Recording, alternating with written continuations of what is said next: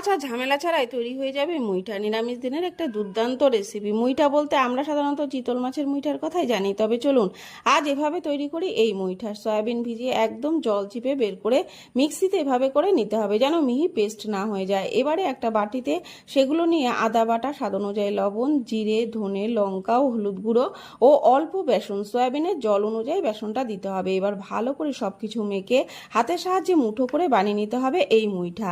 কড়াইতে তেল দিয়ে ওই মুইঠা একে একে ভেজে সব তুলে নেব। এবারে ওই তেলে একটা তেজপাতা, গোটা গরম মশলা ফোড়ন দিয়ে গোট গোট করে কেটে রাখা আলু, নুন ও হলুদ দিয়ে লাল লাল করে ভাজা হলে একটা কেটে রাখা টমেটো, আদা, জিরে বাটা, কাঁচা লঙ্কা বাটা, হলুদ, ধনে আর শুকনো লঙ্কা গুঁড়ো, কিছুটা জল ও পরিমাণ অনুযায়ী লবণ দিয়ে ভালো করে কষিয়ে তাতে সামান্য চিনি দিয়ে নেড়ে চেড়ে জল দিয়ে দেবো। ঝোল ফুটলে সয়াবিনের মুইঠা ও নামানোর আগে গরম মশলা ও ঘি দিলেই তৈরি।